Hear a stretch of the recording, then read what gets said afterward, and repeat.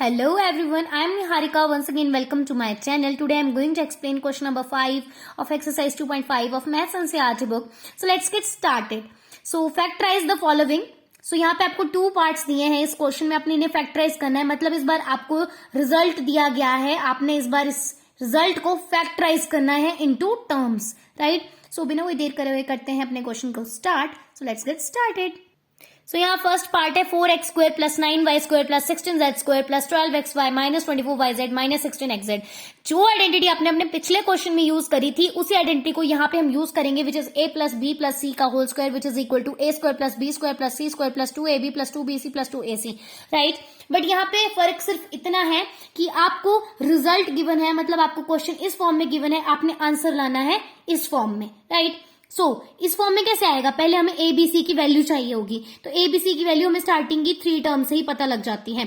सो हम पहले सॉल्व कर लेते हैं. 4x² को अगर हम तोड़ के लिखें, मतलब 4 किसका स्क्वायर है 2x का, सो आ जाएगा 2x². 9 किसका स्क्वायर है 3y² का, प्लस 16z किसका स्क्वायर है माइनस 4z². अब माइनस क्यों लगा है वो आपको अभी नहीं, लास्ट में पता लगेगा, क्योंकि अभी आगे हमें सॉल्व करना है जहां जहां नेगेटिव साइन दिया. सी इसमें आपको थोड़ा सा ध्यान रखना पड़ेगा. देखो यहाँ 2 जगह नेगेटिव साइन है, ऐसा कोई कॉमन वेरिएबल है जो यहाँ पे यूज किया गया है तभी नेगेटिव साइन लगा है. तो आप देख सकते हो जहां जहां z है वहीं पे नेगेटिव साइन लगा हुआ है, राइट. सो मतलब यहाँ पे z की वैल्यू जो है नेगेटिव में है. सो यहाँ पे बन जाएगा 2x² plus 3y² plus bracket में माइनस 4z². आगे भी आपको लिखना पड़ेगा जैसे हम लिखते थे, plus 2 multiply bye 2x multiply bye 3y plus 2 multiply bye 3y multiply by minus 4z plus 2 multiply by minus 4z multiply by 2x. अब मैंने ये कैसे लिखा, क्योंकि एबीसी की वैल्यू मुझे स्टार्टिंग में ही मिल चुकी है. अब आगे आप जैसे लिखते हो ना आइडेंटिटी में, वैसे ही आपको लिख देना है. नाउ अब इसे फॉर्मल वे में लाते हैं, इसे इसकी अपनी फॉर्म में लाते हैं. ए बी सी की वैल्यू लिख देंगे which is 2x plus 3y minus 4z, bracket लगा के होल स्क्वायर आपने लिखना है, क्योंकि यही तो हमने निकालना था, फैक्टराइज तो करना है. फैक्टराइज यहीं पे खत्म नहीं होता है, जितनी पावर होती है उतनी बार आपको अपने उस वर्ड को या फिर उस टर्म को लिखना पड़ता है. 2x plus 3y minus 4z bracket close bracket open 2x plus 3y minus 4z. Okay, 2 times था तो मैंने 2 टाइम्स इसे लिख दिया है. Now the second part, which is also the last part of this question, this says 2x² plus y² plus 8z² minus 2 root 2 xy plus 4 root 2 yz minus 8xz.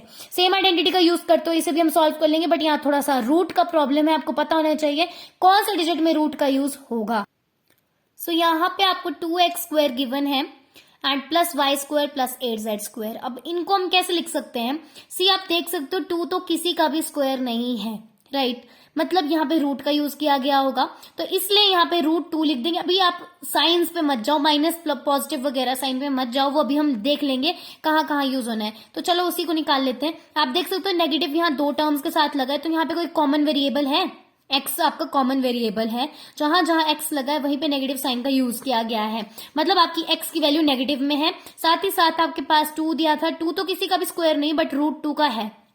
सो यहाँ minus root 2 x का whole square लिख देंगे. ए की value तो आ गई. Now B की value निकालते हैं. y² गिवन है तो y² y का ही स्क्वायर होता है, तो y ब्रैकेट में आ जाएगा, स्क्वायर बाहर से लगा देंगे प्लस. अब 8 किसका स्क्वायर है भाई, 8 तो किसी का स्क्वायर नहीं है. सो ये किसका स्क्वायर है 2 रूट 2 का. आप देख सकते हो 2 का स्क्वायर 4 एंड जब ये रूट कैंसिल हो जाएगी तो यहाँ एक और 2 बन जाता है, तो 4 2 8 बन जाता है.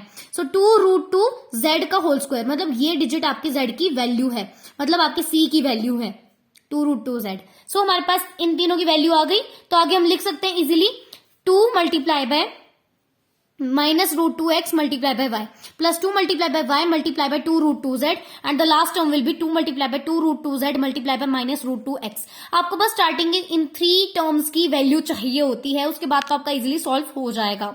नाउ अब हमें इस फॉर्म में लाना होगा अपने आंसर को. क्वेश्चन आपको इस फॉर्म में गिवन था, सो इसे हम कैसे लिख देंगे, minus root 2x plus y plus 2 root 2z का होल स्क्वायर. अब हमें पता है क्वेश्चन यहाँ खत्म नहीं होता है, रिजल्ट यहाँ खत्म नहीं होता है. जितनी पावर दी होती है उतनी बार आपको अपने आंसर को रिपीट करना पड़ता है. सो हम इसी को 2 बार लिख देंगे. So this was the last part of this question. For more videos please subscribe my channel and stay tuned. Till then bye bye.